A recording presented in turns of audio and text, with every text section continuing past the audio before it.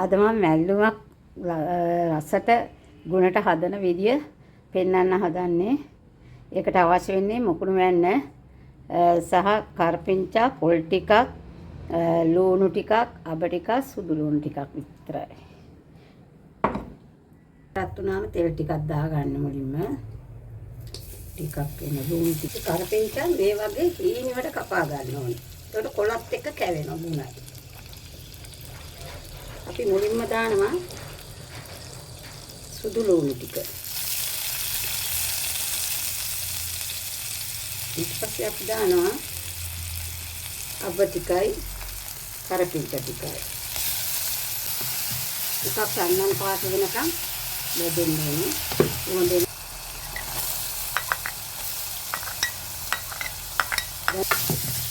දානවා ඕමිරිස් ටික.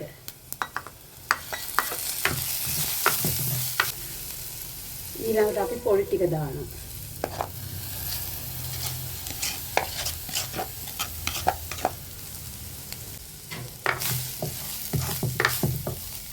සෑහෙන තරමින් දා ගන්නවා ලුණු ටික. කහ කුඩු ටිකකුත් දානවා. දැන් හොඳට පොල් ටික මැලවිලානේ. ඒකට පොල් ටික හොඳට රත් වෙලා තියෙනවා. පොල් ටිකෙන් අපිට මැල්ලුමට ලුණු ඇද්ද කියලා බලන්න පුළුවන්.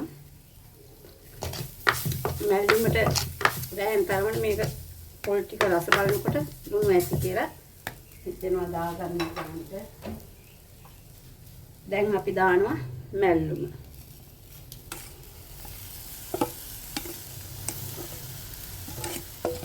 මේ විදිහට හදන්නේ මම කියා දෙන්නේ මේ මැල්ලුමේ ගුණේ කුඩේ යන්නේ නෑ. රත් වේලා වැඩි වුණාම නිකන් කොළ පාටට ගන්න බැරි වෙනවා. මේක දැන් කොළ පාටට ගන්න පුළුවන් විදිය තමයි මම මේ මැල්ලුම හදන්න ගත්තේ. ඔයාලට කියලා. බානකම්ම මෙන්න මෙහෙම කූරු ගන්න ඕනේ. හැඳි ගාලා ඉඳලා බාන. ඇතිලිය දාලා තියන්න එපා හොඳ වෙලා. පාටයි දැන් ලස්සනයි මැල්ලුම. ඔන්න මගේ මුකුණු යන්න මැල්ලුම කොළ පාටට ලස්සනට හදලා තියෙනවා. ඔයාලත් මේ විදිහට හදලා කන්න. අද මම වට්ටක්කයි, අරම් මසුයි, කුකුල් මස් මේ මොනවද වට්ටක්කයි, මැල්ලුමයි, මේ අරම් මසුයි, බතුයි කන්න යන්නේ.